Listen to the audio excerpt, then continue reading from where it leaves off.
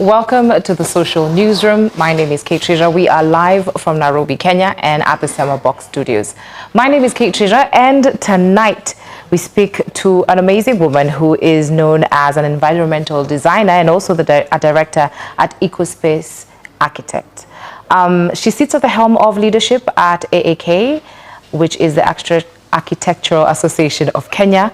Welcome to the show, Miss Florence Nyole. Karibu. Thank you so much, Kate, and thank you for having me at your studios. I think this is a little bit new for me. I have sat across politicians, I have sat across entertainers. I haven't sat across an architect, so I think I'm going to learn so much today. Absolutely. But then also we want to learn so much about, how Nairobi is going to work.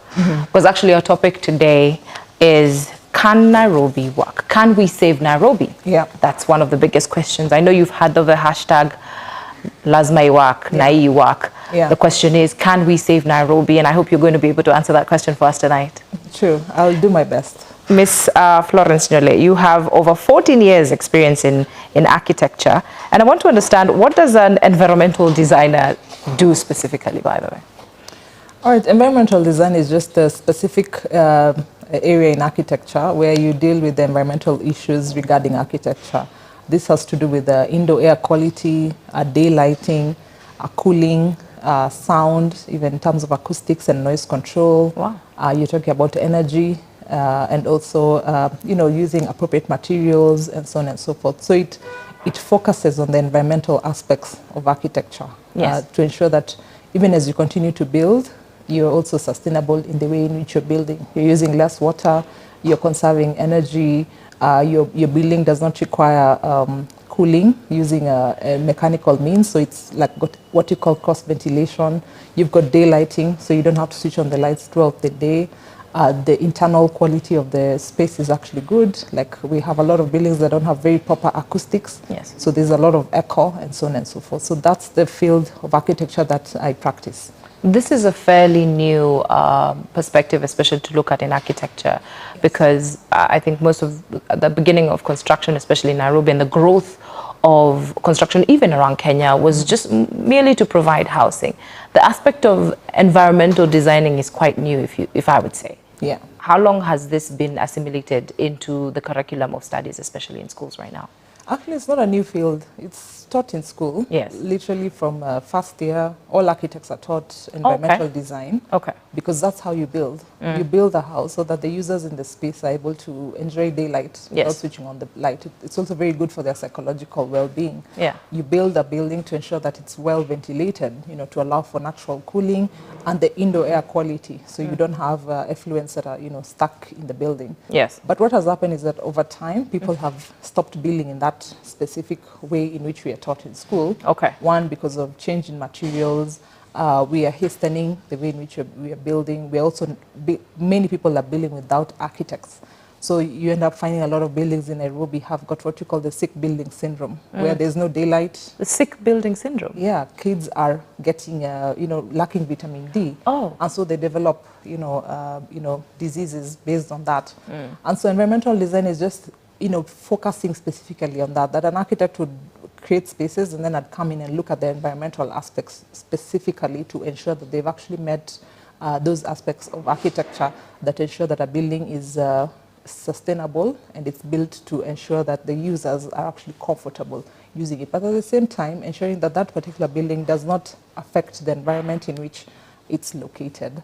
Remember, like for instance, Nairobi now has become a concrete jungle. Yes, it is. Completely. Yeah. But beyond concrete, we also have a lot of glass in the buildings. Now, glass, say for instance, has two effects. It creates what you call a greenhouse effect internally. That's why you find a lot of buildings are very hot internally, but at the same time, it reflects heat to the outside. And so we are creating what we call urban heat islands.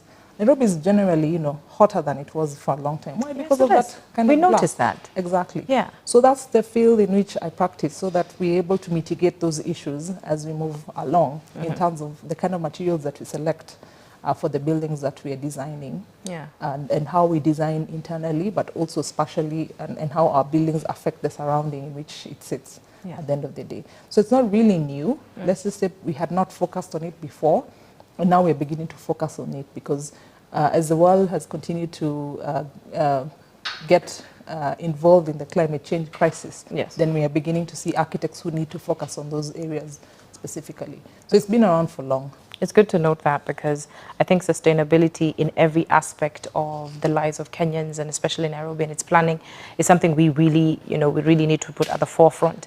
At the beginning, I did mention that Florence Nyole is at the helm of leadership at AAK, which is the Architectural Association of Kenya, and she is the president of this association. I want to understand, how has been your rise in leading one of the most important professional bodies in Kenya?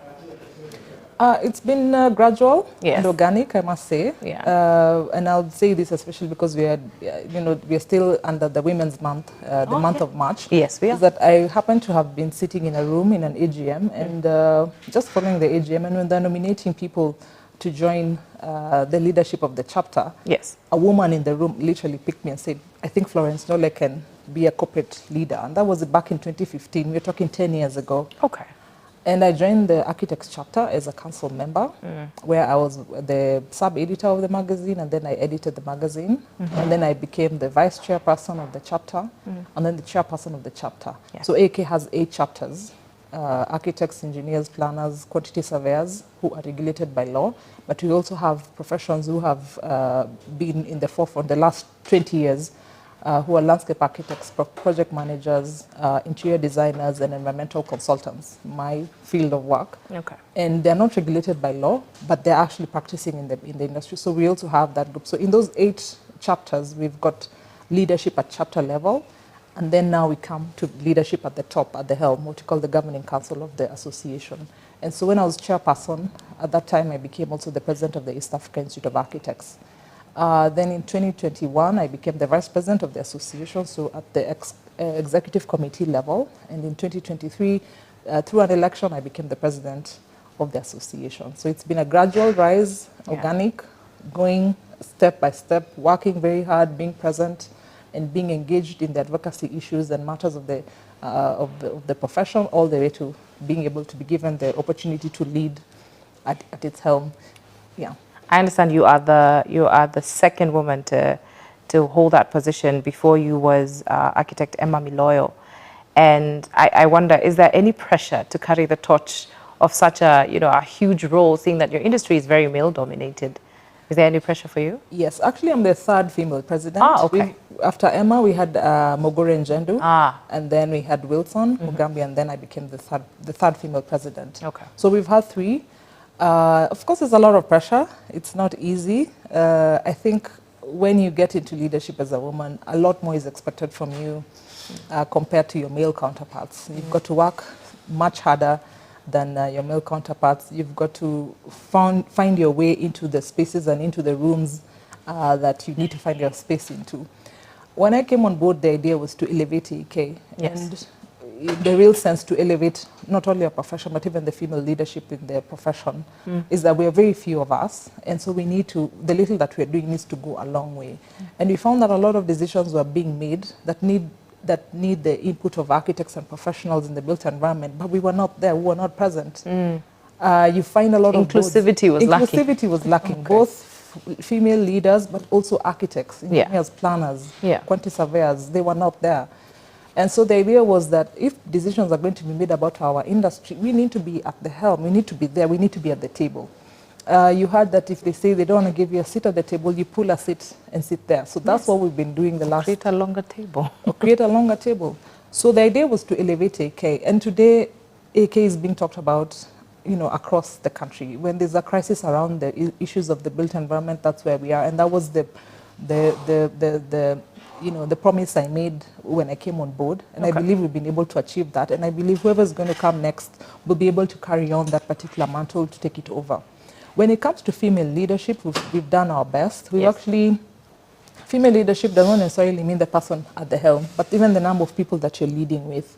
My current executive committee, we are 6 of us, and out of the 6, 4 of us are women. And leading the large dockets, our secretary, our treasurer, our registrar, they are leading the big dockets at AK. If you go to the chapter level, the 8 professions, we also have leadership at that particular level. And in fact, in the incoming leadership, we have 4 women who are leading those chapters. During my time, there were only 2 of us at that particular time. During Emma's time, there were only 2, there were actually 3 of them. Okay.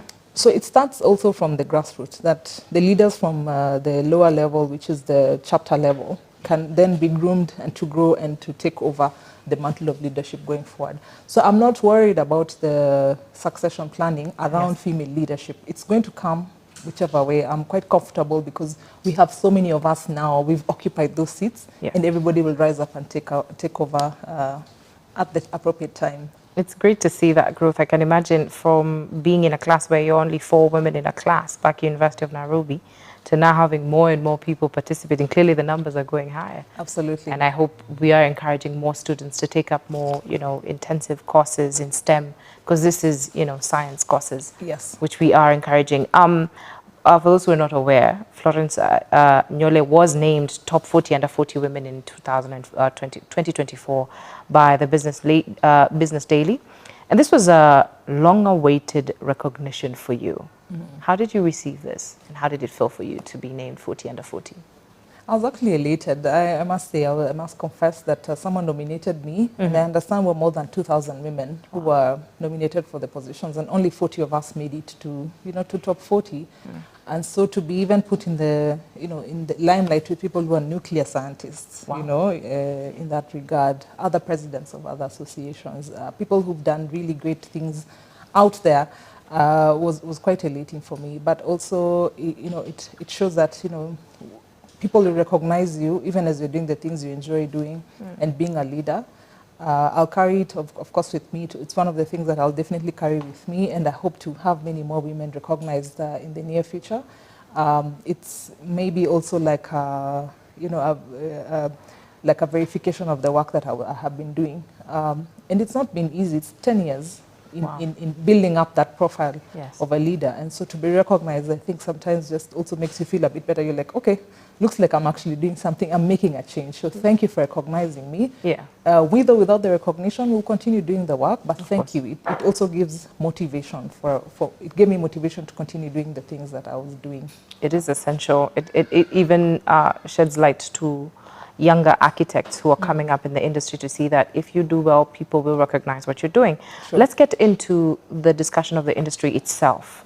The state of the industry, especially when we're talking about public works, housing, which is really your department.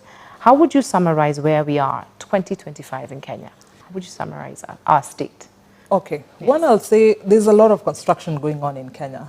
I will not lie. There are cranes left, right, and center, even around us, as you see. I can see one across the window. Lots of buildings going up every single day. A lot of building, both the buildings, but also even construction of roads and infrastructure and so on and so forth. There's a lot of that going on. Up to and including affordable housing and so on and so forth.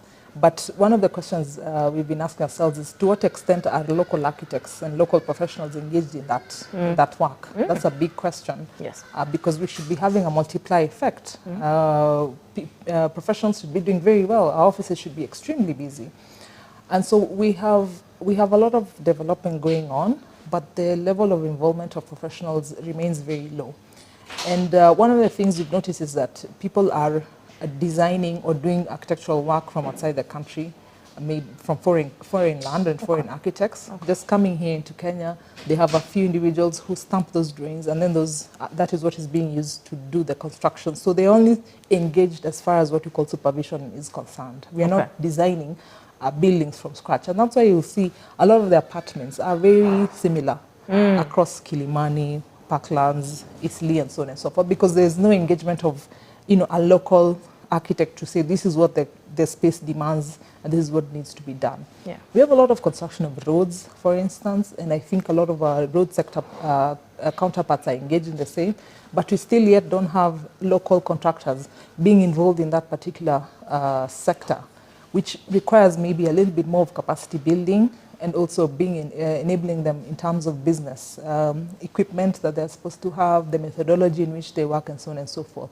So even as the large roads are being built, especially huge roads that are being funded by World Bank and the large development banks, I think there's need to have a good level of local content being specifically cut so that we actually have it, our individual local professionals being able to engage in the same. So both at the professional level and also at the contractor level, at the supervisory level.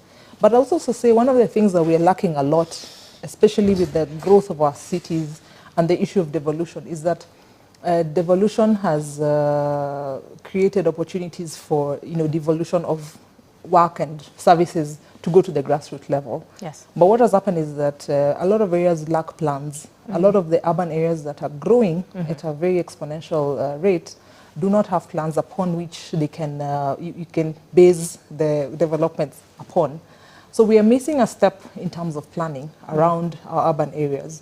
And so we have what we call haphazard construction and haphazard development, which to me, and even from many professional organizations, we can say that lack of that planning layer is missing.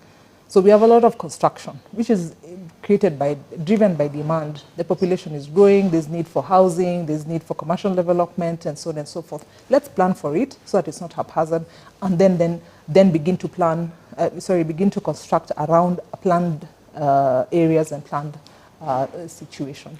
Let's go back a little. You have mentioned the lack of participation, or not even participation, actually participation of architects being given an opportunity to work on some of these developments that are going on. Locally, we're not having architects participating in some of these buildings. We have maybe foreign architects. And where is that loophole coming in? Is it under the law? Because when you find foreign people doing their own constructions, we have a lot of Chinese doing their own constructions, a lot of people from other states doing their construction. Is it the law that is allowing it, or is it the fact that also as an association you are quiet? Because if you're not speaking out and demanding that with every construction that is done by foreigners, 50% of the people participating are Kenyans, other than being the watu wa mkono, are we having more professional bodies participating? Because it's been, you tell me the association has been here for how long? 58 years. 58 years. Yeah. And having foreigners come in and have, foreign architects, and yet in other states that would not be allowed. Yeah. Why is it that it's happening here? Okay, the law is very clear. Actually, it has the provision for that, 60-40%. Yes. That's very clear. In fact, for any foreign architect to set up here, they must have local professionals on board. But there's a loophole in that particular law because it doesn't talk to at what point, let's say, a developer is supposed to engage a local professional. Yes. If I do my design in a foreign country, all I have to do is bring it here, get a local architect to convert it to what you call local standards, have it approved by the county, and they continue building. There is no law to govern that exchange from, say, the foreign land, how it gets converted into local standards approved by the county and taken to the next level. So there's a loophole in that particular. We've talked about it because we actually have a campaign around local content. We call it local content, but our name actually, we call it Jeo na Mjengo. And we're saying, why are you not using professionals, local professionals? We have a whole campaign around the use of professionals. And we've been running this campaign. This year is going to be the 8th year that we're running that particular campaign. Okay. So we've done what we could. There's still a loophole in the what you call enforcement of that particular law, both at the, as I said, at the professional level, in terms of the engagement of professionals locally, but also at the contractor level. One of the things we've noticed is that our local contractors do not have the capacity, unfortunately, to undertake some of these projects. But it doesn't take long. If you do technology transfer, you build their capacity, you enable them to have cash flow. It also requires a little bit of injection of money into their projects and into their their funding model. Yes. You'll be able to get them to do some of these projects. So we have a gap. The law is clear, but there's a gap in the implementation of the same, and people are using this loophole, to go around it. I'll say also the other thing is the issue of you could call it impunity. A few of us. I'm not afraid to say a few of us meaning AAK? within AAK, within the professional circles, have gone rogue. Okay. What they're doing is that they get they get the foreign plans, they convert it, then they just stamp it and have it approved by the county. Now, they're not doing a lot of work because they're not actually active in the construction itself. They're not really active in the construction because for them it's just to get that plan approved Okay. and they move on. They make their little money and go on. And that's the truth of the matter. So we are at the point of saying our board and our regulator should really come strongly and discipline them at the end of the day and ask, how can you be having, because you'll find somebody has boards across the industry, maybe like 10 boards, or, the construction site signboards are indicating their names almost 10 times over. Okay. It's not possible. If that were the case, our graduates, our young professionals should be having a lot of work because they should be engaged in the day-to-day running of this project. So should there be a limit to the number of Yes. construction someone can pick? Absolutely. And that's But then that can't work in a capitalistic world because, game is game. If you're not, I know it is. Yeah. Then in that case, then show us your capacity. Okay. Show us that you have the capacity. Okay. Show us that you've employed 50 graduates in your office. Okay. Because one project, I tell you this, I worked on University of Nairobi Towers and I worked on it for about 7 years and it was engaging day in, day out. And we were a team of 3 of us on that one project. Yes. So if you're having 10, should it not translate to you having about 30 people in your office to run these projects, to design them and to run them at the end of the day? Okay. But that's not what is happening. So there's a gap. And I think maybe it's a role for us to call out our fellow professionals on the same and see how we can work together with our board. Yes. So that we're able to follow up on this thing. We've talked about it. Maybe we need to act around the same. I think I hope to see that because I know you are the president for AAK, but I don't know how long that's going to be. We're going to be talking about that in a few. Okay. Let's stick to the loopholes in the law and its application. Recently, the CS of Land, Public Works, Housing and Urban Development, who is Alice Wahome, she rolled out the new building code. And I understand the building code, the last time it was reviewed was over 40 years ago. I don't even think you were around at that time. Yeah. Why did this happen in the first place, and how come it took such a long time for previous presidents of AAK to not push for this? Because 40 years is a long time for a new code in an ever-evolving construction industry.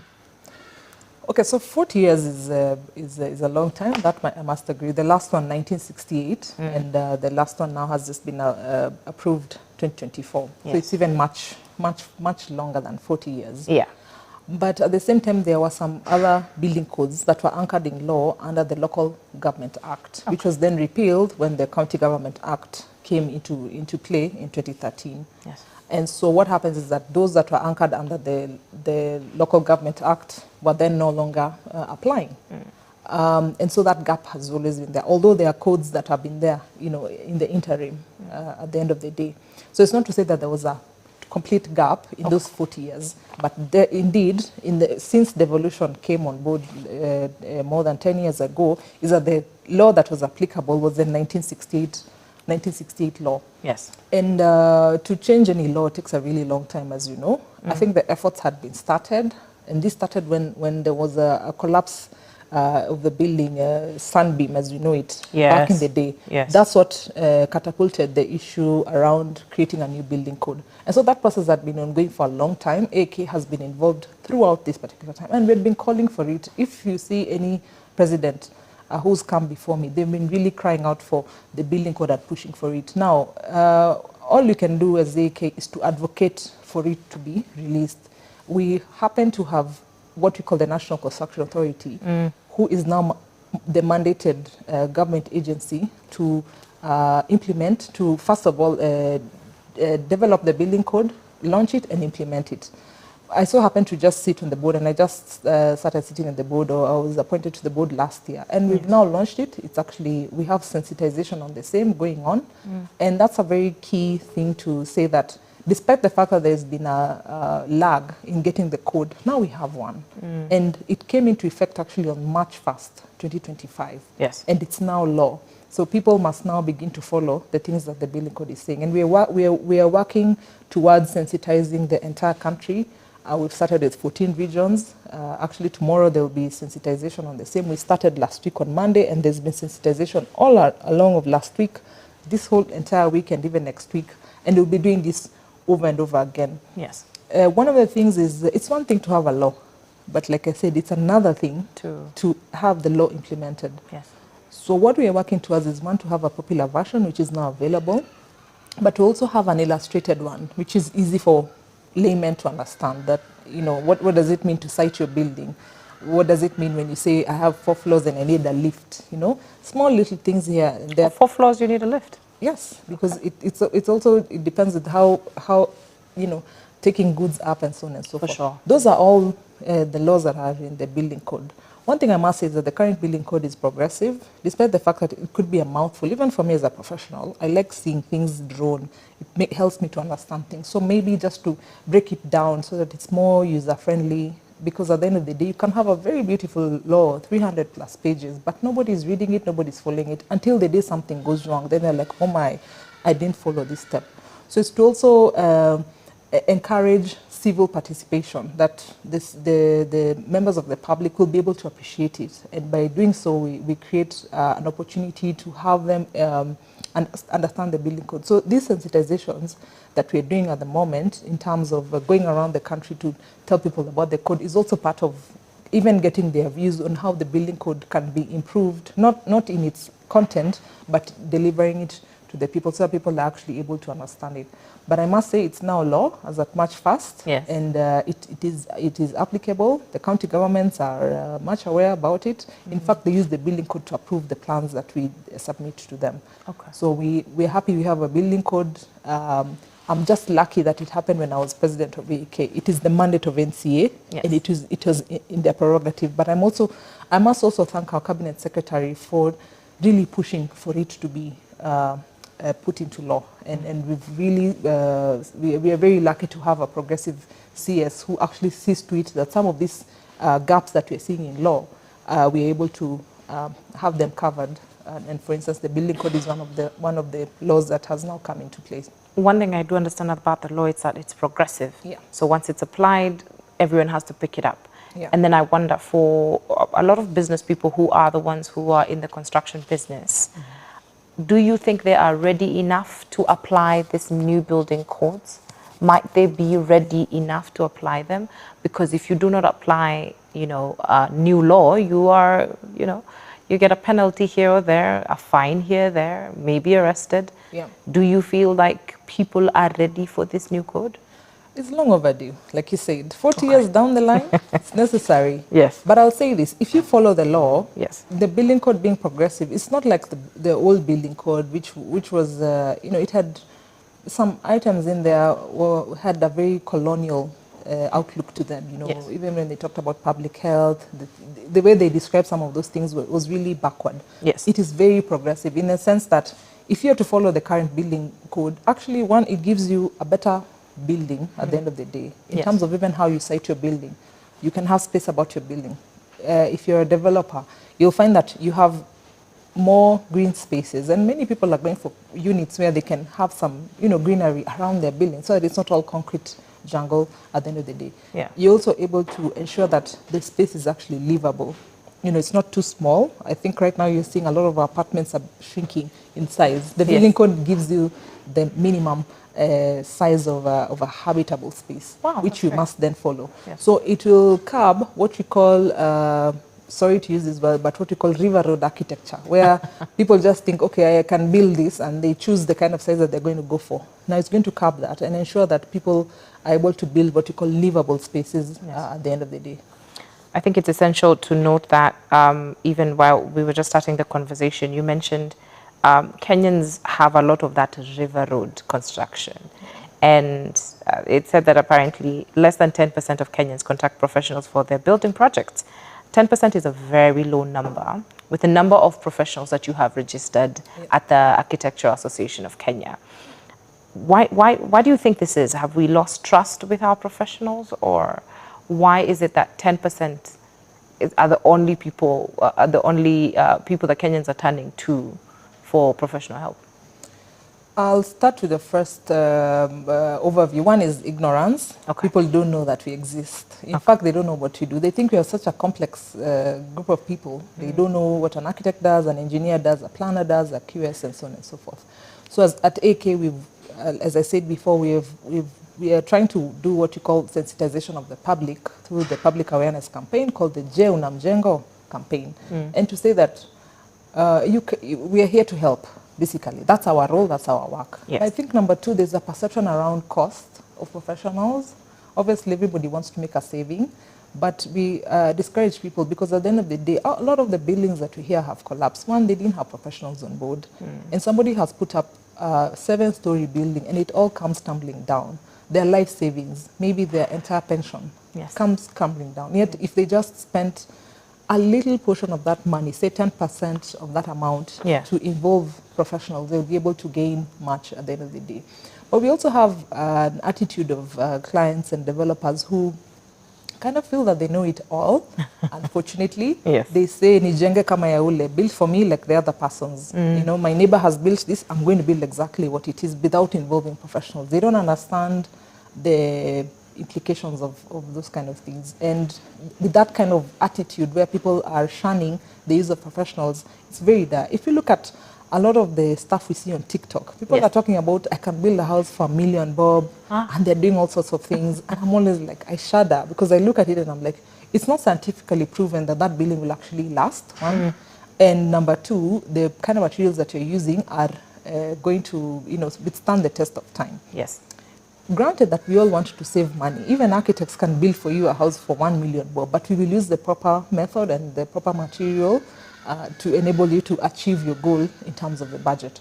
So there's a catch-22 here, is that our clients and developers are trying to save money, but at the same time, they're jeopardizing their safety in construction. Yes. And so our role is to educate them at the end of the day. But I think fourth and most important is that we still have an issue of enforcement in the industry. That even though as an architect, I'll draw for you and register your project with NCA, when it's time to go to site, you completely ignore my professional advice and you build the way you want. And a lot of architects and engineers have actually indemnified themselves and withdrawn their services and say, I'm not involved in that project, even though I registered it and I got it approved. Because clients then think they're saving money because they think you going to site every other time and being paid a supervision fee is expensive. So there is a whole myriad of issues, and there's no enforcement also from some county governments at the end of the day. They're not able to see to it that all the construction that's going on actually is under the watchful eyes of professionals. And that's why we have that number being low. You're talking about 10%. I think the last survey that came out was talked about 20%. Okay, so gone higher. So no, actually, I think maybe now what you've seen has gone lower. I don't know which one came first, but it's really low. And I think the idea is, how can we increase the uptake of professional services across the board? You've mentioned some counties not actively participating in implementing the fact that professionals are constantly on site and supervising some of these projects. It would be great to be specific. Which are these counties? We know Nairobi, one. Nairobi tops the list, okay. Because that's where the most construction is going on. Yes. All right. Kiambu, I think they're a bit more stringent. Let's talk about the major cities where construction is going on. Like even Wasingishu, for instance, which is where I come from, there's laxity in terms of having professionals on board. In fact, it's if you want to know a county that is progressive, just see the type of buildings that are being built in that county. If you see them looking nice and great, that tells you there are professionals involved and the county is engaged in supervising them. But we also have a gap in those counties, and I don't know who is to blame here, because at the end of the day, they don't have the capacity. You find that in the county, at the county level, the professionals who are there are either not registered, they're just graduate professionals who've just finished school. They don't have a registered professional supervising them.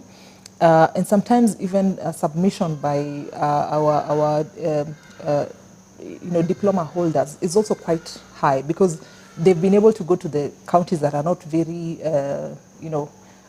vibrant, popular, and been able to create a niche for themselves. And they're designing and building in those particular areas without architects, without engineers, and so on and so forth. They've kind of captured that particular market, and they're running the show in those areas. So there's need for capacity and strengthening the capacity of counties through their staff establishment. To say that every county, at a minimum, should have a county architect, a county engineer, a county planner, and so on and so forth, who are registered, who oversee these things. And they should probably be sitting at the level of director in those counties. And then they can employ the younger professionals so that they are able to do the day-to-day job. But at the end of the day, the buck stops with the professionals at the top. Yes. Because at the end of the day, you still need somebody who's responsible at the end of the day at the top. Yeah. When we talk about counties, I think let's settle where we are, and we are live on our socials. Kindly put in the hashtag social newsroom. If you have any questions, please put them down. We'll be able to ask Madam President today. And of course, we are live from Server Box, please. I hope you are aware of that. There's been a lot of controversy surrounding the height limit in Nairobi.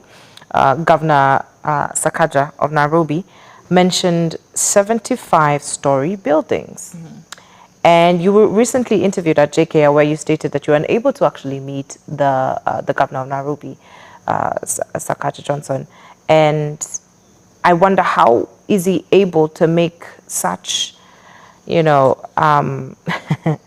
such remarks, and yet the Architectural Association has not put a stamp on it or given advice for it? Had you given advice? Had you stated something when he gave out the statement of allowing 75-story buildings, or was it, how did it work? Because you mentioned that you were unable to meet him. All right, it's interesting. It's almost coming to a year since I was on JK Live, which was on 26th March 2024. Yeah. And around that time, there was that declaration from the governor regarding the 75-floor limit. And there's been a development in that last 1 year. One, we've been able to meet the governor. I must put that on record. Yes. And we're able to describe to him what our concerns were. Okay. And we have what we call a matrix of our concerns that we're able to share with him. And we've been trying to also follow up every quarter on the things that we discussed in that particular meeting, so that every quarter we're able to see the progress that we've made around the same. It hasn't been easy. Of course, meeting him often has been difficult, but we had a meeting around the 17th of February, thereabout, with his officers recently. This is 2025, 2024? So now we're talking about this year. Okay. So this year, the County Assembly of Nairobi launched their development control policy, which has, stipulates all this number of floors and so on and so forth, what we normally call plot ratio. Most people don't know it as that. Yeah. Which then defines how many floors in which areas and so on and so forth. Talk about CBD 100, Upper Hill 75, and so on and so forth. Kilimani, I think, is around 25, etc. So what happens is that this development control policy has been a progressive document that we've been trying to make comments to for the last 5 years. Okay. 2020 and 2025. 2021, when it was first launched, we made our comments, and we indicated that development should actually be allowed up to the extent that the infrastructure that is available can support. At the moment? At the moment, yes. And even then, they were still talking about 75 floors. It's only that it was not announced at that time.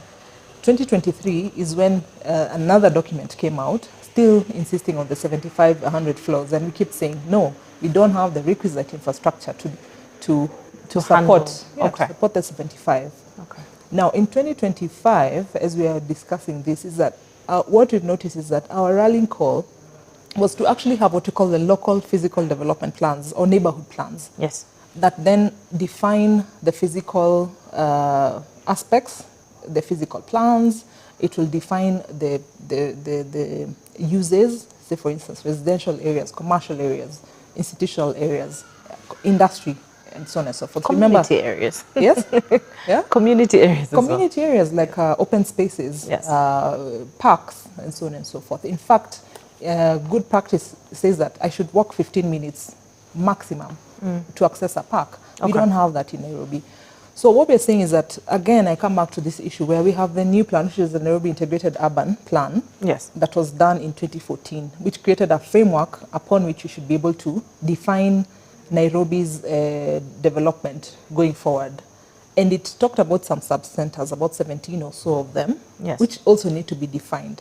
Now, from those sub-centers, we also now need to develop plans for these sub-centers.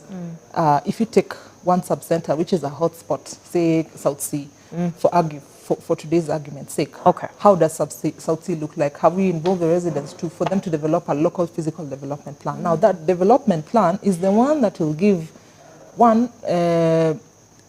direction as to what floor heights do the residents of South Sea feel is comfortable for them. So the people can dictate? The people should dictate. Okay, the people may. Okay. It should come from the residents. Yes.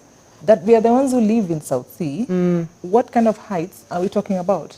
What works for us? One, of course, it's not haphazard. It's not how I feel, but also matching the kind of infrastructure that's available. Yes. The width of roads, the social amenities that are available, schools for our children, hospitals, the commercial areas that are available there, and so on and so forth. Where should we even place them? Yeah. So these neighborhood plans are the ones that will then dictate what you call a development control policy. Yes. Then that development control policy for each of those neighborhoods can be collated to create the development control neighborhood for the development control policy for all of Nairobi.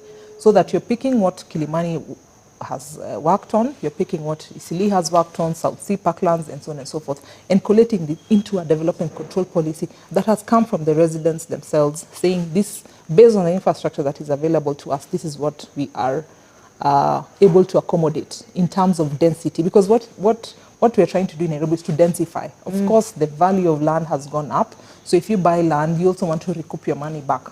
Granted, that's very important. There's a high demand for housing, a high demand for commercial spaces, yes, and so on and so forth. But even as we continue to develop, because we are urbanizing extremely fast, can we do it in a planned manner?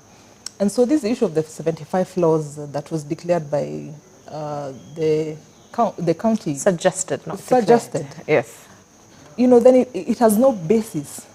On what basis can you say I'm going to build 75 floors? First of all, on an eighth of an acre. You know how small an eighth of an acre is? Of course, we have technology to build that. You can see it in countries like Korea and so on and so forth. We can build, but it will be a very slender building, first of all. Yes. So there's a gap in the planning. Again, I come back. There's a gap in planning. Yes. So if we can fulfill, we have a new plan, then we have our plans, what you call the local plans. People call them neighborhood plans. Some call them local area plans. We have those plans there.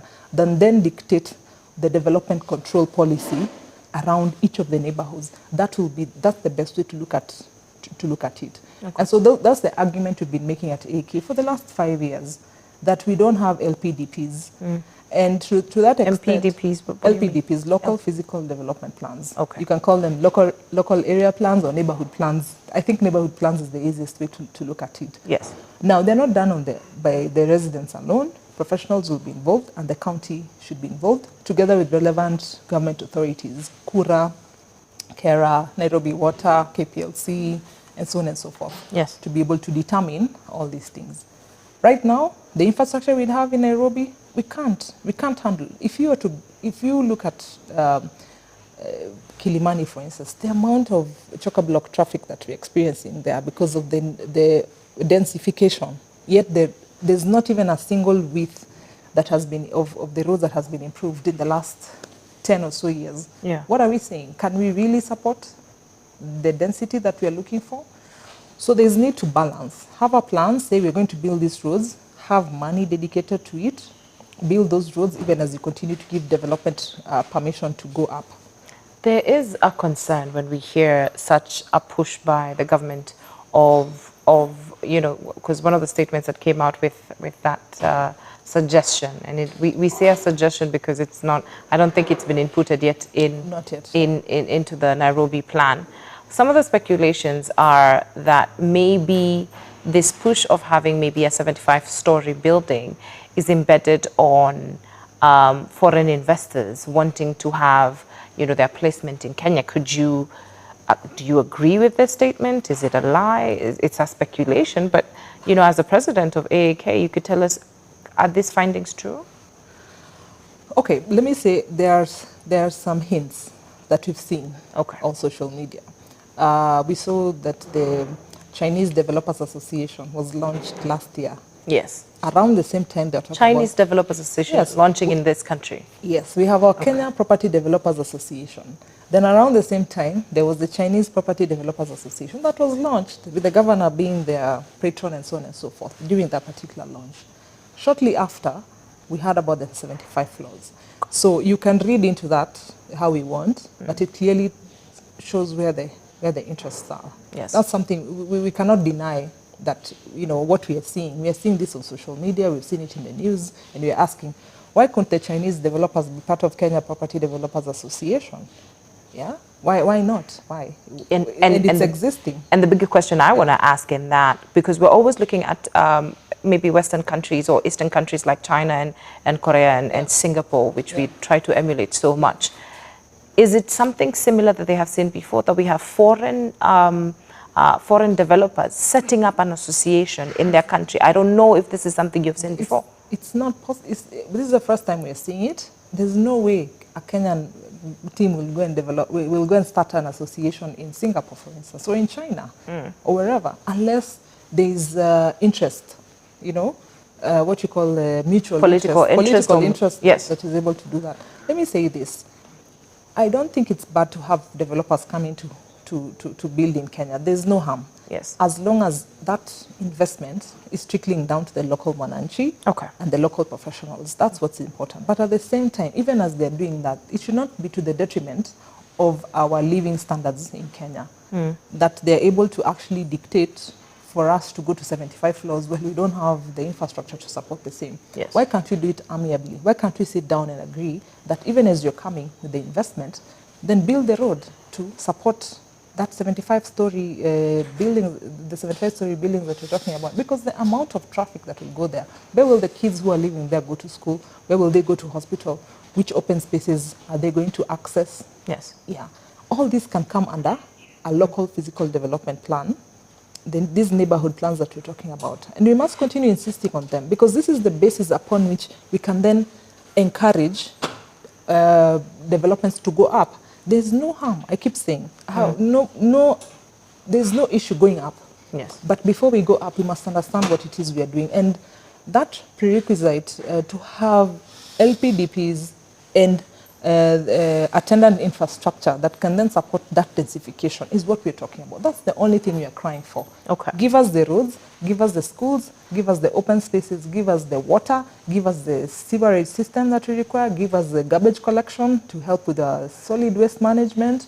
Then we can agree that if you're going 75, it's well catered for. Okay. Yeah. I think the environmental designer in you just came out in that statement, because we have to see how 75-story building will be sustained, though it is a suggested proposal. Let's go into the affordable housing initiative.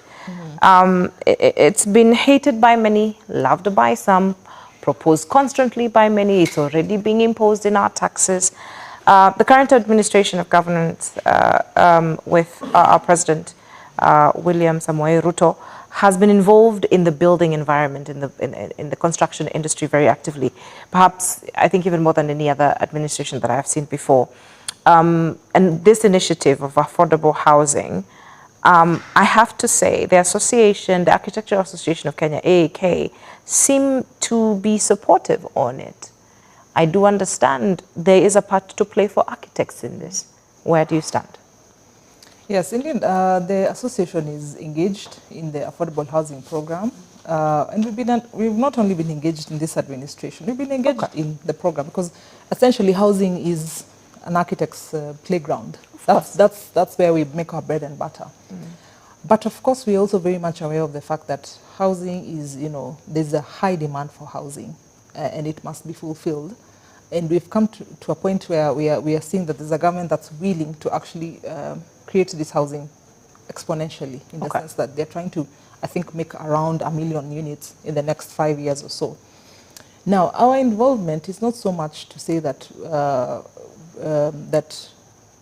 that professionals should be out of the game. We want to be part of it. Granted, there's no way you're going to be building all these units and then not needing the services of an architect, an engineer, a planner, and a quantity surveyor, and all the professionals in the built environment, as it were. We need to start even from surveyors and even end with real estate agents, and valuers to value all this property. So the entire built environment chain actually stands to gain. It's not only AAK. I believe it's the entire built environment professionals value chain, from surveyors to planners, all the way to architects, engineers who deal with the construction, all the way to the real estate agents who are supposed to sell these units and those who are supposed to value the units. So that's what we are saying, that first and foremost, housing is for everyone. Yes. It has a demand, and somebody is trying to actually create the supply. Now, what we notice is that over the years, there were maybe 2 or 3 farms that were being engaged in this work over many years. Yes. And we said, look, this is a national cake. Even us, we want our portion. What it is the government has decided to develop. They need to engage professionals in their program. One, in the design element, and also in the supervision element. And at the moment, we actually have an MOU with the State Department to enable us secure the individual engagement of professionals in the program. Yeah, one, because I don't think the government has the capacity to do that program on its own in its entirety. It's a big program, it's a big project.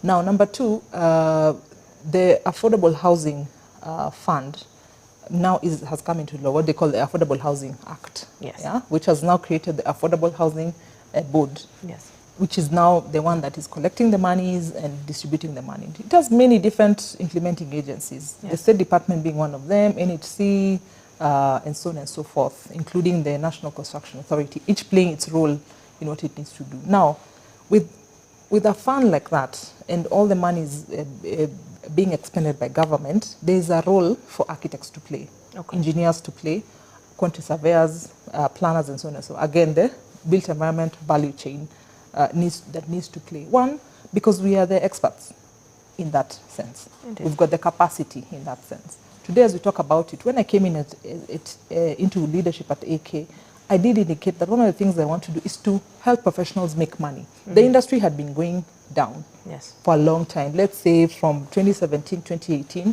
specifically the built industry, leave alone the roads, the built environment sector where we're doing construction of houses and apartments and so on and so forth had really been going down. One, obviously the advent of COVID had come, and then people stopped building. The first thing you do when you get into a crisis is you stop building. You first put food on your table. Of course. Right. You take your kids to school. Now, the government has come with a program that is going to enable professionals to earn some money. Why would I not support it? That's catch-22. Number 2, my members are able to draw some work from it. Yes. Right now, as we speak, from 3 farms, we have more than 30 farms that are engaged in the project. The housing project. And they are consortiums. Yes. They engage in the supervision bit of the project. We're trying to push for us to start from the beginning, the design part of it. Yeah. So when I look at it, people have money in their pockets. And what did we do? We said, look, you can't do, we told the State Department, you can't do this on your own. Let us help you work on it, okay? So to the extent that one of the things maybe is the issue that it is a housing levy. That's where the biggest problem comes. Of course. How the money is being collected. That is one. But number 2, we're also saying that at some point, maybe the government should probably slow down on the levy because they've created this fund. Has this been relayed to the government, that they should slow down on the levy? Or is this a discussion within the association? No, we've talked about this. We meet with the PS a lot of times. We've had this conversation together with the housing secretary. Okay. We even have what we call an affordable housing forum, where AK, Institution of Engineers of Kenya, and the Institute of Quantity Surveyors of Kenya is a party, and we've now involved our friends in ISK, who are the surveyors, and we've also involved our organizations in planners. That's KIP, Kenya Institute of Planners, and TISPAC, Town and County Planning Association of Kenya. And we are saying, let's come together to make sure that even as the government continues to implement, we can also give them continuous advisory.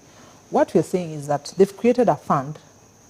They've collected some good amount of money. Okay. You can even see that they're starting to put it in T-bills and so on and so forth. We are saying that money now, I think it's sufficient to be a revolving fund. That as you create these houses, you build and then transfer and sell to the members of the public, that money comes back, right? Yes. And it creates money for building the next tranche of projects and so on and so forth. And you start having a ripple effect where housing actually has money continuously.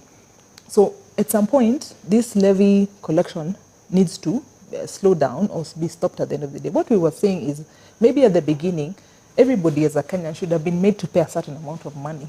It's almost like a tax, must, whether it's 2,000 bob, 3,000 bob, 5,000 shillings. Okay. Everyone, every Kenyan must pay. And we are saying this is a fund that's collected, and then you can start building your own unit. But I don't want to go into the nitty-gritties because there's a whole fund and there's a board that runs that fund. It has professionals in it. Are there any members of AAK in that board? Not yet. Right now, I think the board, the way it's constituted, it has members of COTU, it has members of FKE, that's the Federation of Kenya Employers, and it has the members from the state, the various principal secretaries. Principal Secretary of Labor, I believe they have a representative, the Principal Secretary for Housing. It has a chair of the board and so on and so forth. So they're still constituting it. Hopefully, when they do make a call for nomination of the representative from the built environment, AAK will then become part of. One of the biggest questions when we are creating an act, like now the Housing Act, and even a fund, is the law surrounding the same. Don't you think it is essential for AAK and even yourself as president to participate in the making of a certain law? Because I won't lie, personally, I feel like the model of the affordable housing is it's backward, if you ask me. To ask people to pay for something and then still come buy the same homes that are said to be affordable. How can you pay for something twice? Explaining this to a layman is one of the most difficult things to do, especially to Kenyans who are feeling like their taxes are not being used for the right thing. Is AAK going to be sitting down and refining the housing, the Affordable Housing Act? Because there is no way people participating in a certain agenda are not actively creating the laws of that very agenda. Actually, we've participated, I must say. We've made our comments known. We've talked about that issue of, you can call it double taxation if you wish. Yes. We've talked about the issue of, before it was said to be a saving, and then now it's like mandatory. Like, it's like money, the money has gone. It's VAT. It's VAT. Yeah. But you see, that's also as a result of the agitation that was there during the Finance Bill 2023.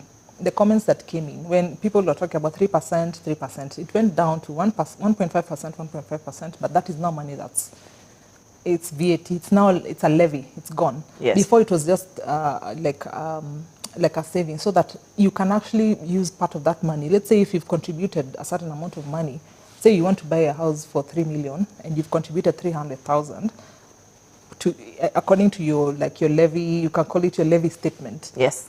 At that time, in 2023, you're going to use that 300,000 as your deposit to start paying for the unit going forward. So it was almost like a saving at the end of the day. But what has happened, the same law was revised through a lot of agitation. It became a levy.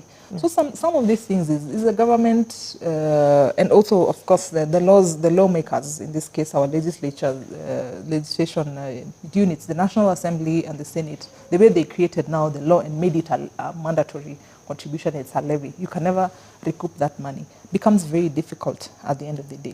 Now, according to the Affordable Housing Act that has now come into play, we did participate widely and we gave our comments, literally starting from definition of what affordable housing is, etc., etc. I'm telling you, we've been at this for at least the last 2 years, because I came in March 2023. I've only been dealing with affordable housing all through. Actually, it's maybe this year when I've, relaxed, because now there's a board in place, and maybe we want to see how the board is going to work, so that we're able to then comment at the same time. But what we were saying at that particular point, from our point of view as AAK, is that government should involve itself in social housing, which is where the critical mass is. The number of people who don't have houses, the unhoused are in their millions, are actually the ones who are of the low income bracket. Of course. And that is the housing that the government should be maybe looking into first, before they come to the middle income bracket, which is where they're currently putting their efforts. Granted, now I understand and I know that they're doing a mix of it. They've got affordable housing units, they have social housing units, and they have units that are being sold at market rate. And if you look at them, it's a mixture of the three at the end of the day. So even as we're making our comments, they do listen. And we have our Affordable Housing Forum, which we use as our advisory tool to go to help with determining some of the challenges that we are facing in the industry. Even our own professionals, they've complained. Sometimes they don't get paid. So unani anawatetea. We are the ones who have to go and make sure that they actually, some of these challenges that are unlocked and that they get paid. Okay. So there's, I think affordable housing is a topic that you can discuss day in, day out. But what I'll say is this. The time is now for us to support the program. I know there's an issue on the housing levy because of how it's being collected. Yes. It's basically a tax at the end of the day. We are crying and saying maybe now that they've collected enough funding, they could just make it a revolving fund at this particular point and maybe encourage people who then want to contribute to the same to do it voluntarily. They did that in 2017, it didn't work out. And I think that's why they came to the point and said, look, let's just make it a tax and move forward. Yes. What I'll also say maybe towards that particular statement is that maybe Kenyans are crying in the fact that the economy is not as robust as it was before. Yes. And so they're saying the little money that they're earning is heavily taxed. So when already. somebody looks at their payslip, a lot of money is going compared to what they had before. Yeah. So they're having less money in their pocket and the economy is not doing well. So the buying power is even lower. So you can imagine if the economy is improved, I think that would enable people to feel a little bit better regarding the levy that is being taxed over them. You know, according to history, we can actually say there's not very many examples, as there's no actual country that can say that they were successful in providing housing through some of these initiatives like the Housing Fund or the Affordable Housing Fund. Apparently, a lot of governments take up the enabler role and people build their own houses eventually. Sure. We have one of the examples from Indonesia, Kampung Improvement Program, which actually won an award, an Aga Khan award for architecture. And, you know, they reached 3 million people, but we ended up not having any houses. And this is, you know, in the Far East, in Indonesia, as I mentioned. Why is this path? Why is this not the path that AAK is pushing?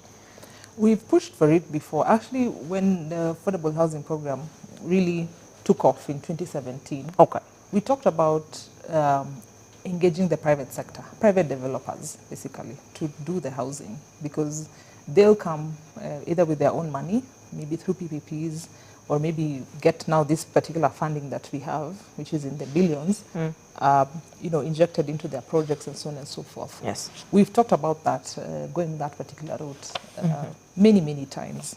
In fact, in the recent past, I think towards the end of 2024, we had a very long meeting with the World Bank to see how they can engage private sector to actually develop housing, so that this, the government doing the housing, it moves from government to private sector.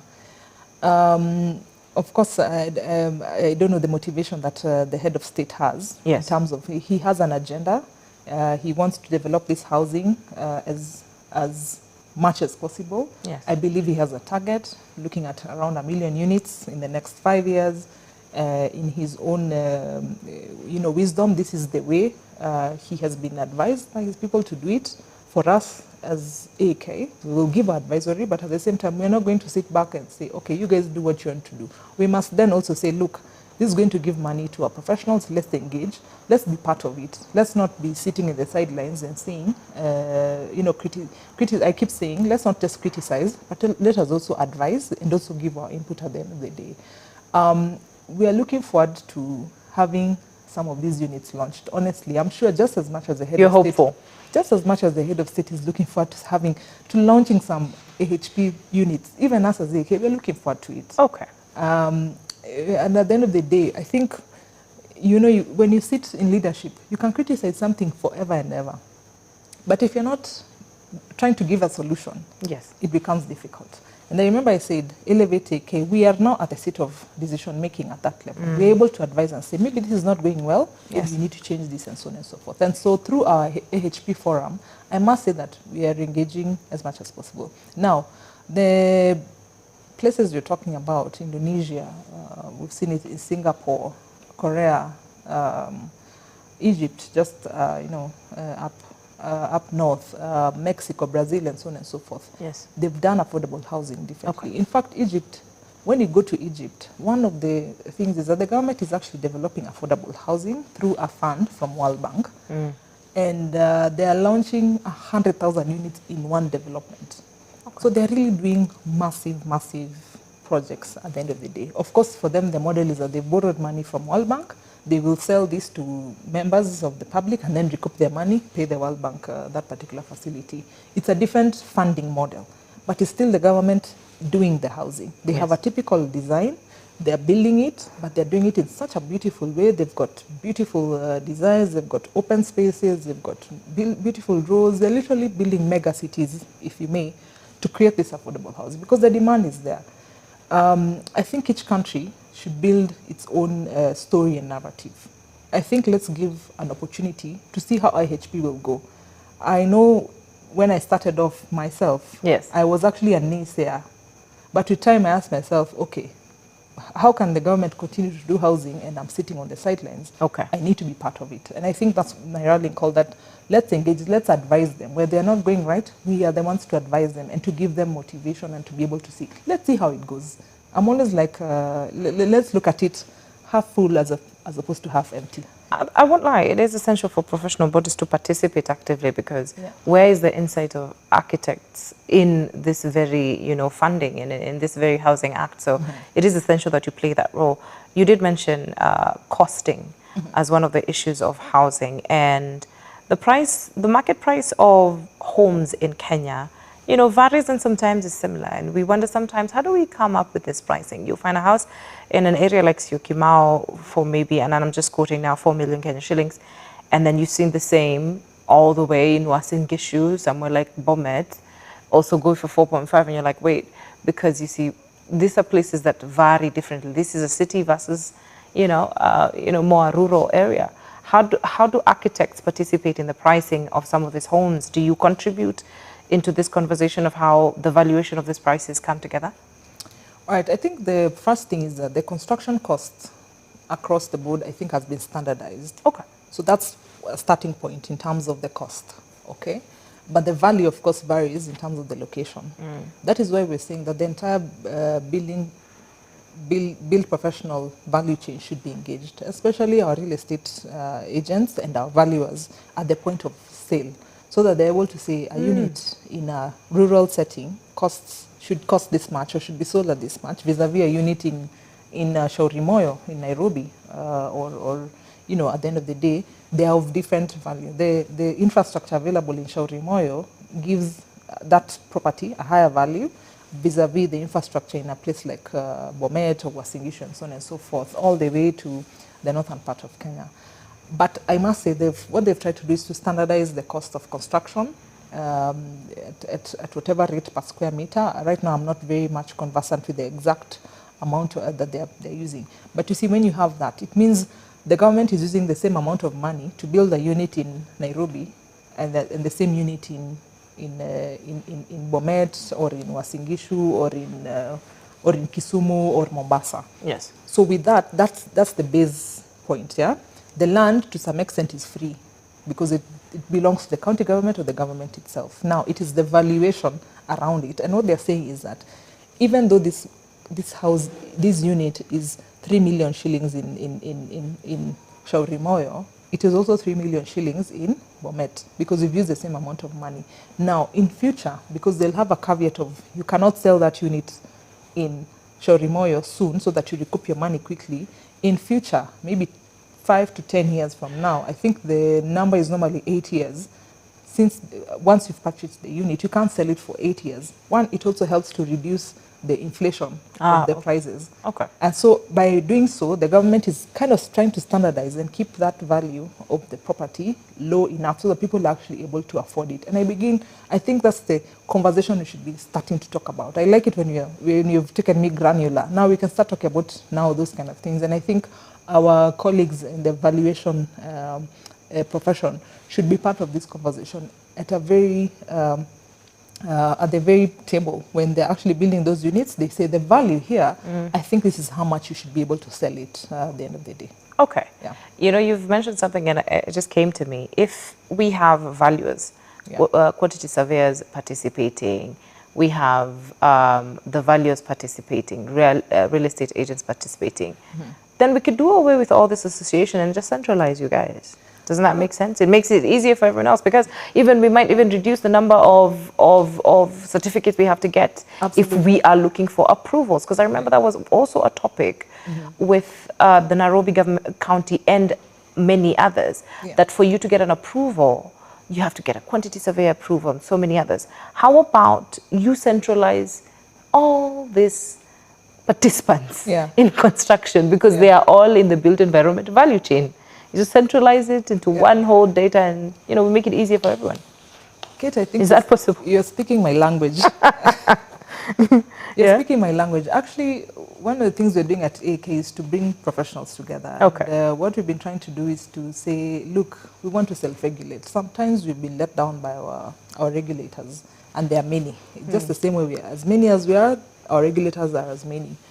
And what we've been trying to say is that we need one built environment council that has architects, engineers, planners, all of us together, and then we self-regulate. That each profession should then have its own secretariat and a registrar. Yes. Registrar of architects, etc., etc. So it's one, let's assume we call ourselves Built Environment Council. So BEC will give you one certificate. The only difference is that it will say Architect Florence Nyole. The other person will say Engineer so-and-so.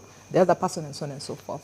And to that extent, we've had, we have an ongoing, we have a draft bill somewhere that we're working on the same. Okay. We have a coalition of the built environment professionals. We brought together all the professional associations that have to do with the built environment. So AK is kind of like forming the magnet one, because we already have 8 professions under AK. And we're trying to say, we are stronger together. We're actually more united together. We can speak one language. And some of the issues that we're facing in the industry can be controlled by having us speak with one voice. Yeah. And I like that for the first time somebody is speaking our language. I hope we'll be able to see this to fruition going forward. It's a difficult thing, because you can imagine there is something called establishment. That's so many people, from contractors to quantity surveyors. There are very many things going on. There's already what you call what is established. Yes. So there's establishment. Now we want to go against that establishment. It's a difficult thing to do, but we are not giving up. And we've had this conversation since Emma Miloyo's time. Yes. And we are willing to continue with the conversation, even as I exit my presidency. This can be part of the things that, emeritus presidents can continue dealing with at the level of policy, even as the association continues the day-to-day activities. I look forward to seeing that. Let's talk the societal impact of the built environment industry. People are becoming less and less, and we discussed it a little bit back, less and less trustworthy towards professionals, because we are seeing that you as professionals might not be working together with some of these lending firms. And let me tell you why I say so. Recently, we saw at the end of 2024, people lost their homes to demolitions, losing money and losing their whole lives that they built around. People, are left destitute with no compensation that was actually promised. How can professional bodies participate in assisting some of these conversations? Because I can believe as an architect, it would break your heart to see some of the buildings that you've done, and most of them sadly were around Syokimau areas and Kitengele areas, going down. How are you participating in making sure that even the people who you work for, who are the people of Kenya, are also feeling secure when they're building? It's a catch-22. Another catch-22 type of conversation. One, because most of the time when a demolition order is issued, it's normally on what you call somebody has built illegally in that particular area. Okay. So in the first place, any professional would know that the first thing you demand for is to see where somebody is building in terms of the land, making sure that the land is in the correct designated area at the end of the day. But sometimes judgment, and even when you have that document, at the end of the day, we've seen, as we're seeing in Syokimau, it's rendered useless. Like, it's not true that somebody might have sold you a piece of land and honestly it was in the, either in a road reserve or the flight path and so on and so forth. And so, of course, the big bulldozer comes and puts down your property, which is hard-earned money. Yes. That just goes like that. One of the things I must say is I'm a big proponent of what you call the just city. And the just city talks about dignity of people, of persons. And even how we do these demolitions should be done in a humane way. up to and including even how, when we had the rains last year, the way the government was demolishing buildings along the Nairobi River needed to have been done in a more humane way. Because these people, overnight, they were rendered homeless. But yet they're the people of Kenya. They voted for this government. Where do they go, you know? But I'm happy to see that recently when they launched the SPA, the Special Planning Area for the Nairobi River Corridor, they actually also launched affordable housing to repatriate these people into those particular units and put them there. I've never seen that happening in my entire life, where the government is saying, fine, we did something here, but we're also compensating you and we'll actually give you homes going forward. I'm looking forward to seeing those units built. And so in the law of what you call natural justice, people should be given time to make good the properties that they have. At the end of the day, they should be given alternatives. There's a big cry on how land is a very emotive issue in this country. And many people tend to, somehow, you find that it's the people who conned people to buy that land and build on that land. They're nowhere to be seen when the demolitions are happening and the evictions are taking place. And so there's need to educate the public on, you know, what you call protected areas, road reserves, you know, areas that people should not build, maybe even up to certain height restrictions like near the airport and so on and so forth. But that brings me to this discussion around the issue of an LPDP. You know how important it is? Because if you have an LPDP in your neighborhood, everybody knows where they're supposed to build, where they're not supposed to build. Where Everybody knows? once we have it, we don't have those LPDPs. Okay. We don't have the neighborhood plans at all. Okay. But if you had them, can you imagine if residents came together, put together a neighborhood plan? They know here you can build a single dwelling, 2 floors, a bungalow maisonette. Here you can do up to 4 floors. Here you can do your 25 stories. And it's very well stipulated. In fact, the plans are in maybe the sub-county office, or they're available nowadays via digital platforms. They're even available online. People know that if I buy a piece of land here, I can only build a commercial block. I can't actually build a residential unit, for instance. And in that case, when you have that plan, it actually shows you which areas are protected. Yeah, which areas are road reserves or right areas. They are mapped out. Okay. So that cry for planning that I've been saying since we started this conversation is so important. It trickles down to ensuring that we avoid the issues of eviction and demolitions that are unwarranted. Granted that people will always occupy empty space, just so you know. For sure. For some reason, Kenyans, people, they'll always occupy. But if it is known, they say the law is very clear. But now as we speak, we don't have a plan. But I think at the end of the day, the way in which you do things, I think, has to be done in a humane way. Give people time to exit those areas. They can even try and recoup their building material, put it together, and find a different location. Yes. I think these overnight announcements and pronouncements, I think we are past that. We are in the era of, you know, natural justice. We are a good country. I think we need to move away from that. And every time there's been evictions, we have come out strongly and condemned those evictions. As AAK? As AAK. And at the same time, we've also said people should actually be aware of where it is they're building, so that they're not caught flat-footed when the big bulldozer comes at the end of the day. It is essential. I've picked up dignity and justice need to come together. The just city. The just city. Yeah, and I think it's beautiful. I might just tweet that tonight. You've mentioned about the Nairobi River project. Yeah. And this initiative has gotten a lot of negative comments on social media. But you have mentioned the fact that the government is saying that it could be able to replace some of the people who are found living around the Nairobi River area. And, you know, it's been put in the affordable housing project. What do you feel about the initiative altogether, and what is the future of it? First, we welcome that initiative. Okay. Because what the government is basically doing, they're saying that they are now having a special planning area for the Nairobi River corridor. You know, okay. The 30 kilometers stretch of it. I've never heard that in my entire life. Okay. Because what has happened over the years is that we've got what we call fragmented approach to some sections of the river. Okay. Remember Michuki and the Michuki Park? Very nice park as we speak today. It's just around CBD. It's just around CBD. Yeah. But what happens, we've got the river starting from Gong sides all the way down to, you know, Athi River. Okay. What does that mean? I think it's a very welcome initiative by government. finally, even the Nairobi Rivers Commission has work to do. There are people who've been put in the Nairobi Rivers Commission. I think if they were just to do the special planning area and start implementing the plan, that would be quite useful.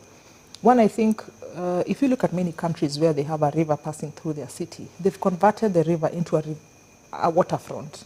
But in Nairobi, our river is the back. Like people have turned their back to the river. Okay. Think about developments along any river. There's a big wall with barbed wire and electric fence. Okay. Yet, the riverfront is actually supposed to be a prime space. If the river was clean, if the river was habitable, it has parks, it's forested, and so on and so forth. So if this is going to convert the river into that kind of a development from, across along the 30-kilometer stretch, I think even the value of properties that are along the river will go up. And what will happen is that people will start assimilating the riverfront as a safe space. It will become a public space where you have actually public parks. People are able to even draw some good, economic activities along the river. Yes. So we welcome this particular move. In the many years that we've been in Kenya, the attempts have been fragmented. And so having one SPA, which is the special planning area for that entire corridor, I think is a welcome thought. We are in full support of it. In fact, AK has always tried to poke our way so that we are part of the commission. Okay. We have a representative there, Ruth Wanjiko, but at the end of the day, we hope that we'll be part of that conversation around the river. And hopefully, one day, Nairobi River will become a waterfront. And we have a waterfront developments that enhance and enrich the river. That will be such a beautiful day. As an environmental designer, what's going to be the best way to make this river very less toxic? Because that's one of the biggest problems. That's why we have even low-income people living closer to the river, because no one wants to be around that foul smell. Of course. Yes. We have a lot of people who are releasing effluent into the river. Okay. Both liquid waste. We have industries polluting the river without even treating it. But we also have people putting in solid waste into the river. Why? Because once I put it there, it will just be carried. The water will go all the way. You know that's what's happening. No, I'm just like, no, it's not right. It's not right. Yes. You're on Riverside Drive. There's a river down the road here. Yeah. Just if you take one of the roads down here, you'll come. Yes, there is. There's a little bridge. But every so often in the evening, I've spent time with some of my friends here, and you have this foul smell attacking you. Yeah. Which tells you at certain points of the evening, certain developments along the river actually do release their waste, solid waste, and effluent waste in liquid waste, sewer, for instance, the sewerage itself. They actually release it into the river and let it flow so that it goes. You know that's what's happening. Okay, that's not right. It's, I would believe it because then you can. It's evident from how the environment is polluted. Why is it that it happens at a certain time? You can see it for. So like it is hours. Illegal. It is illegal. So there's a lot of illegal effluent being released into the river, and it's happening even in very high-end neighborhoods upstream. Yes. But the thing is, once you now have this SPA, which takes the corridor of the river as a special planned area, I think these are some of the things that we will now be avoiding. That if you are to release effluent into the river, you must treat that effluent to the level that it can actually be almost potable water. Potable, consumable by a human being. Who tests the water when it goes in the river? Nobody. So we also have laxity around our management authority, the NEMA, in that particular instance. Yes. So if we are able to clean that river, first of all, it's so that the commission's work is not to do river cleaning. That is treating a symptom. We need to go into the root cause, which is the effluent that is being emitted into the river. Many years ago, many people say this. I was probably not a Nairobian then. That there was a time you could actually sail on Nairobi Dam back in the day. It was so beautiful and nice. In fact, people used to have sailing competitions and so on and so forth. Today, there's literally no water. The place is full of. Of course, it's because of siltation, but at the same time, it's been used as a dumping site. At the end of the day, that river is cleaned from where it starts all the way to the end. I think will become a waterfront for the city. And it's doable. I'm looking forward to it. I support it 100%. I won't lie, I'd like to live in a Nairobi that smells a little bit fresher than it looks. Absolutely. We talked about open spaces and community spaces. Where are these open spaces in Nairobi? Let's start here in this county before we go to, the other 47 counties. There are very few, almost non-existent. Actually, in true planning parameters, you should be able to walk to an open space every 15 minutes. You should walk 15 minutes and find an open space. They're not there. Why? People have grabbed playgrounds that were, cordoned off for playground. They've built onto them. Yes. The only open space that we have, large open spaces, are Uhuru Park, as you can see, very much cordoned off, not as vibrant as it was before. They've put a fence around it. An open space should be open. People should be able to enter in those designated areas and enjoy the city's space. Central Park has been closed for years. Nobody gets into Central Park, the one behind Serena. Yes. Nobody is there. There people would walk across from, Mamlaka Road all the way to town. To get into the CBD. They'd come from this side of University Way, walk this way, etc. Creating a vibrant environment for the city. Those places have been closed. If you go to Michuki Park, which is now on Nairobi River, yes. behind museum and along that area all the way to Grogan. Yes. Very beautiful riverfront at that point, but you also have to pay a small fee to Kenya Forestry Services, yes. KFS, to enter. Yet it is supposed to be an open space, a public space. So the open spaces are not truly open? They're not truly open. They are not there. Jivanji Gardens, they're putting up a boundary wall. I asked myself, why do you want to enclose an open space? Just let it be. Let people enjoy, let them come in. But I think also, of course, it's deterrent they're trying to use it as a deterrent for, muggers and to ensure that there's security. But to what extent, I'm not so sure. So we are lacking open spaces in Nairobi, and open spaces should be done together with some sort of social halls or social meeting spaces. And that can be a very good way of encouraging people to socialize, to go to community centers, to discuss the issues of national building and so on and so forth. So they're lacking. Again, I go back to my LPDP neighborhood plans. Those neighborhood plans can identify pockets of open spaces that can be created for these neighborhoods. If you go to Singapore, for instance, when you design a new building and you're encroaching on open space, you're actually required to compensate for that open space. With what? By creating maybe a roof garden within the building. So maybe you're doing, for them they're doing 75 stories, but of course within a very large piece of land. Yes. So they'll have a public space on the ground floor.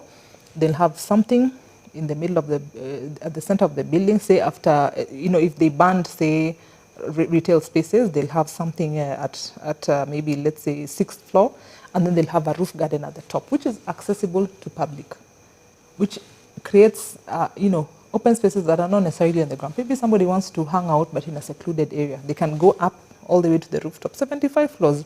I went there sometime last year, and you could actually see the whole of Singapore. Very beautiful spaces, very well designed at the end of the day. So there's gaps in determining this. There's no law that talks about if you build this amount of concrete, you need to give us this amount of greenery. You have to recuperate. Exactly. Yes. So we have that gap in law. That is something that needs to come out, even as we're thinking about recreating the master plan for Nairobi. You mentioned something called the sick building syndrome. Yeah. And I don't know how this would apply to our barricaded open spaces. I don't know what analogy you can give on a psychological level or as an architect. Yeah. Yes, we understand the sick building syndrome is in buildings. Yes. What happens when open spaces are barricaded enclosed, to exactly. no more humans? They stop being open. They are now enclosed. Why? Because people want to levy money on a space that's open. Think about the name Uhuru Park. It's supposed to be freedom. Yes. Open. What does that do to Kenyans? Detrimental. People no longer have a good psychological feeling. The mental health of our country has really deteriorated, if you ask me. So because these open spaces are meant to be places that you can release, yourself. You just go there and just lie on the grass. A simple thing as sitting on the grass. They call it touch grass. Touch grass, earthing, as they do. Yes. Remove your shoes, step on the grass for a bit. We don't have that anymore. In fact, many people, to have an open space or a green space within your development is becoming prime. And many people are preferring to go to developments that have that kind of a space. So when you enclose an open space, it begins to lose its meaning in terms of making it open. It's a place that people should crisscross how they want, and they should be able to enjoy that facility as much as possible. Think about the Uhuru Park of the old. It was so vibrant. People could walk in at any time. I went as a child. Yeah, they would enjoy themselves. Today, I think I only see that place being full of people on Saturdays and on Sundays. Granted, I do see people crisscrossing during the week, but a lot of those open places have been enclosed. Like, for instance, the green space that was sloping towards the dais. First of all, that dais is one of the things they say should never have been touched, because it has a meaning to our history as a country. That's where our constitution was promulgated. When you see Kibaki holding that Constitution of Kenya, yes, the new Constitution of Kenya, yes, and you see that dais that was there, that should have been left. They could have built anything else. Now, that whole space, in architecture, we refer to it as a democratic space. That democratic space is enclosed. People would actually walk from that large area, take photos of the city. As they come down, they would sit there, there would be enjoyment, and so on and so forth. What has happened to that space? They've redesigned it, and it doesn't look the same way it was supposed to look like anymore. So what has happened is that open spaces are also what you call democratic spaces. They give opportunities for local mwananchi to gather and discuss issues of national importance and issues that affect them. I think opening them up would be quite useful. Granted, I've seen that they have this clear view fencing that they've put, maybe to deter muggers and so on and so forth. But I don't think it's necessary, because when you have an active open space, by itself, it is safe, because there are people, there are people who are patronizing it, and that works much better. So we need to create more open spaces. This can only come through planning, again. Yeah. Back to it. Back to planning, yeah. At the end of the day, I think planning is going to be at the core of the conversation, and I hope AAK is able to participate in that. There was an incident that was reported at around Parklands area. A construction collapsed, very high building. Two people were reported dead from that building. And the question of how do people remain still being called professionals and still have their licenses after such an issue that has costed human life? How come AAK, as much as you issued a statement, there was no sanction for these professionals who are in charge of this building? Actually, I remembered that particular building, and we sent our team to go and check on the same, and they did actually the statement before actually finalizing on the report. Another campaign that we are doing, perhaps just for your knowledge, we have a campaign called the Mulika Mjengo Initiative. Okay. Yeah. Now, the Mulika Mjengo Initiative helps us to monitor projects that are not being done properly, and even projects that are collapsing or collapsed buildings. We also look into projects that are maybe a neighborhood where there's a lot of noise and it's really disturbing the neighborhood. So we're talking about unsafe and unsanctioned construction at the end of the day. So through our Mulika Mjengo initiative, our team went there. They actually first did the statement. At that particular time, we had not received the report of who was the professional and so on and so forth. Now, that particular report, we share it with what we call the multi-sectoral agency construction committee, who have our boards embedded in that particular committee. And every time we do a Mulika Mjengo initiative report, we send it to them. One, because they're the government. They're the ones to sanction. They've got the prosecutorial powers, as it were, whether it's the National Construction Authority or our board or the Engineers Board of Kenya.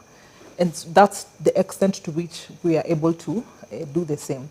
One of the challenges we're facing as an association, and I must say this with the strongest terms possible, is that our boards need to have members who are being registered or renewing their licenses to also renew their membership with the association. Okay. One thing that's happening is that you get your license as a professional, let's say 10 years ago. You start your exams, you are a member of AEK, you have your license.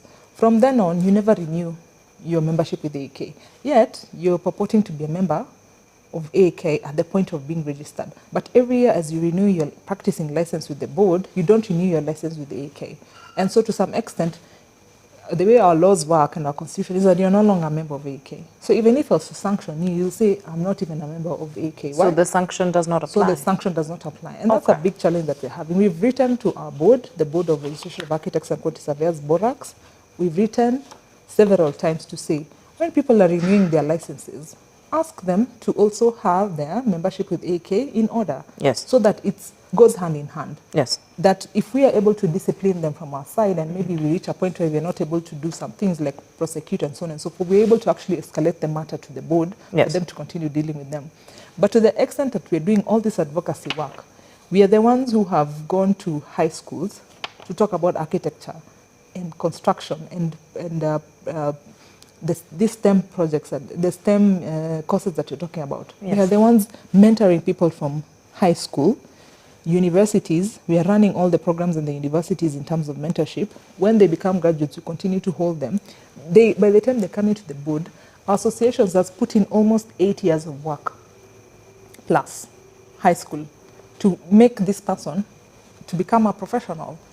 Only for when they get their license, as the board forgets about the work that we're doing.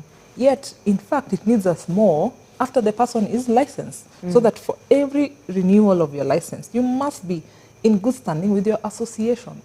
Because we are doing the advocacy work. They can continue doing the regulatory work. They have the prosecutorial powers to sanction and to discipline to the highest level because they have an act of parliament that regulates them. They have boards, committees that look into disciplinary issues. So we are crying for that loophole in policy maybe. And I believe the board, because the board from time to time should be able to make proposals and policies that can facilitate that kind of a thing. That's what we're crying for. Yeah. I probably never say this in any public platform, but today I'm continuing to make a cry because my letters are sitting with the registrar of the board. We've requested for this. I know even my counterpart in You have requested for sanctions? My counterpart has requested for this in IQSK so that we're able to discipline our members. They must be registered, but also must renew their membership with the associations. Yeah. You know, it said around 86 buildings have, collapsed in Kenya between maybe 2009, 2019, and even past that. We're talking about 33 buildings in areas like Kiambu County and many others. And some of the contributing factors is substandard tools and machineries being used, and one of them is cement. And substandard cement is getting into the market. Is this something that you have recognized? And what part have you played in making sure that this doesn't happen? Because the lives are lost and economy lost as well. Absolutely. Yeah. Yeah. Indeed, there are substandard materials in the industry. Yes. Cement being one of them. Steel is another one. Some steel is actually not well manufactured. Okay. People may not know this, but for you to create proper concrete, you need the two. Good cement and quality steel products. Yes. And so, especially with the conversation around substandard cement, even the weighting of cement at the end of the day, we've noted this through our engineers chapter, which is part of AEK. They've also been able to write to that effect regarding where KEBS comes in. Yes. Because KEBS are in charge of standards. That these companies that are producing poor quality cement should be sanctioned at the end of the day. They should show how they are doing their testing. They should show how they are doing their weighting. Because if you buy cement that has less weight, and remember cement is mixed in ratios, then your ratio is much lower than what it needs to be. Therein lies the first problem, that you're not having adequate cement to produce your concrete based on the ratios that you have, 3:1 and so on and so forth. I don't want to go into the nitty-gritties around that. Yes. Same thing as steel. Even if you arrange your steel the way the engineer has provided for in their drawing, but the steel is of poor quality, that steel will fail. And those are some of the reasons why we're having collapse of buildings at the end of the day. Yeah. We need what we call KEBS approved cement, KEBS approved steel, if there's any compromise from the point of approval at KEBS, that also needs to be noted. So we are monitoring that particular situation, because this is something that we've only seen on social media, but we've also been able to write around the same thing to also indicate that KEBS needs to take its role in approving those cement, manufactured cement, and the steel bars that are being used. And there are many other materials that are poor quality. Talk about paint. Yes. If you paint and in a short time your building starts to fade, yeah, that the red is no longer red, Yeah. there's a problem with the paint. Yeah. And also we talk about many other things. Paint that can also have lead in them is no longer allowed in this market, but there are people who are producing that kind of paint. Yes. So KEBS has a very big role in regulating materials, especially in the construction industry. It is a surprise to hear that even as a body, you don't have the ability to sanction. I hope that is one thing you will be able to ask for in the future. True. You know, as you're centralizing all this build environment value chain. It's important to understand that Ms. Florence Nyole is on her way out as the president of the AAK, which is the Architectural Association of Kenya. Yes. What is the future? What does the future hold for Ms. Florence Nyole? Yeah, first of all, I'm excited about it. Yes. I have 10 days to go. So on 27th. Can you vie again? I can vie again. Yeah. Are you vying again? No, I will not. I needed to start with that. The work is a lot. Yes. Actually, even the Bible says the harvest is plenty, but the workers are few. Yes. But there are people who are behind me who have been in leadership. They need to also take up their role and also to conclude their leadership. I think just like I did, 10 years, all the way rising, all the way to the level of president and exiting, I think that's the best way. We are not, there's a lot of work being done. First of all, our positions are voluntary, so I don't earn a salary from it. It's very voluntary. I only get airtime, by the way, which I was already paying for it from my own pocket before. Yeah. But I must say I'm excited about my exit. I think there are many things that set out to do.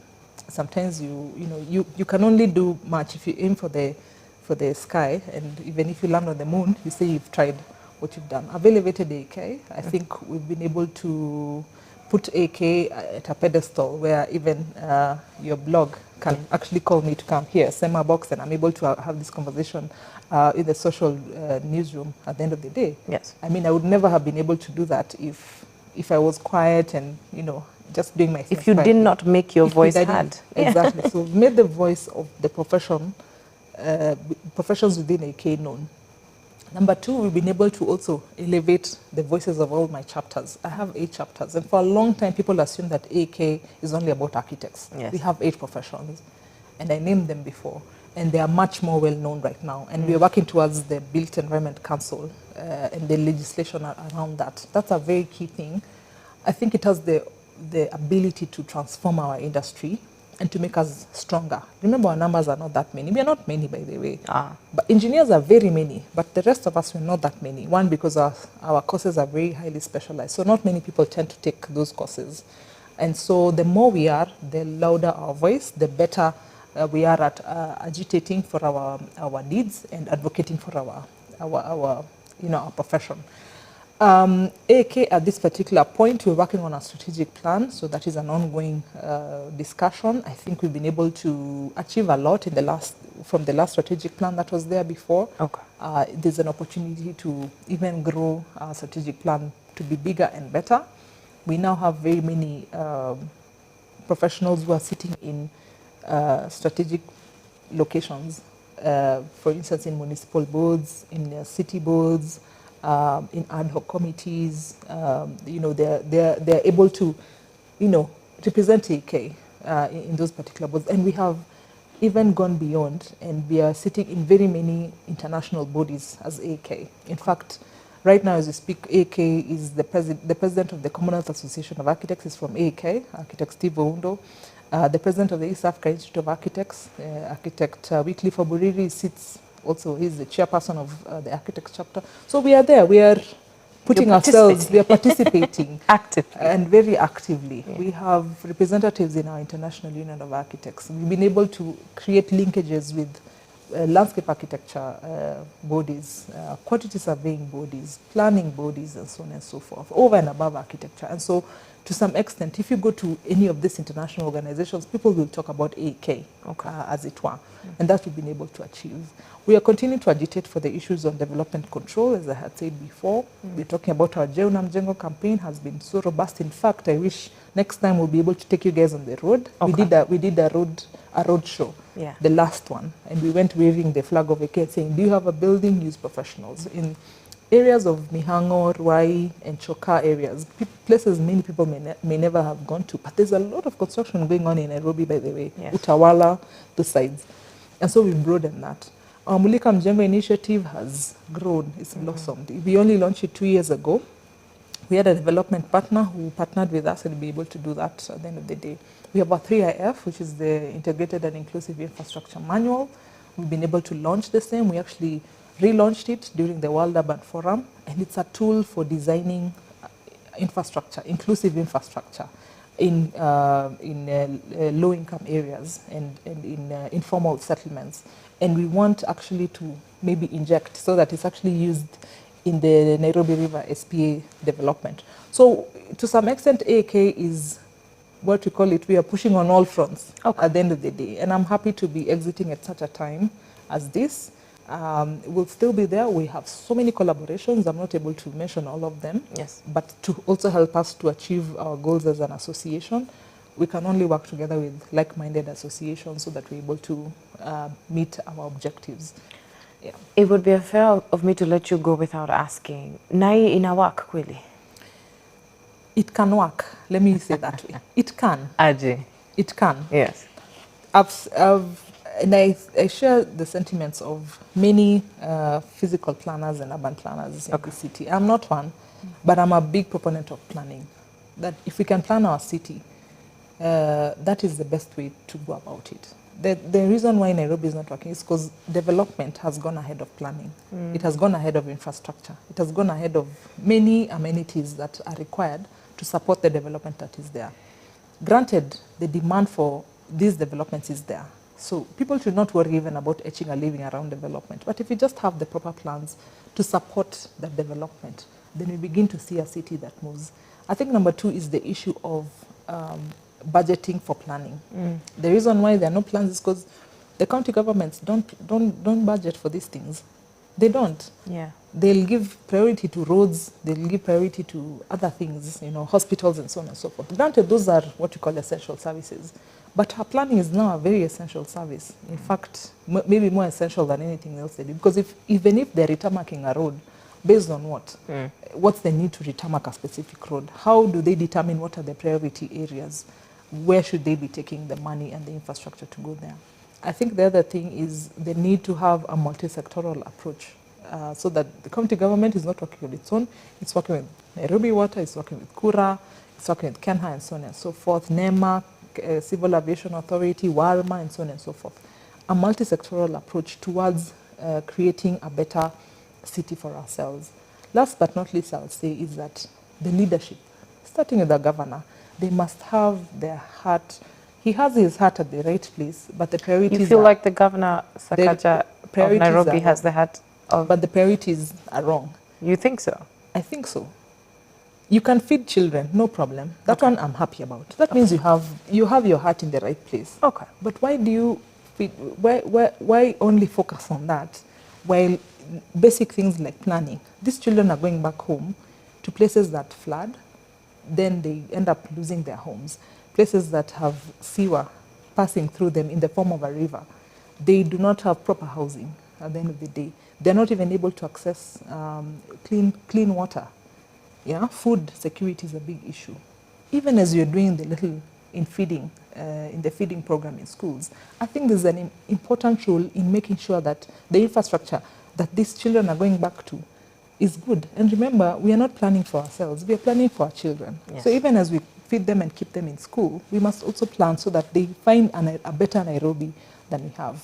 And I believe through this Nairobi River corridor and the thinking around the new development policy, we should be able to start seeing a change at the end of the day.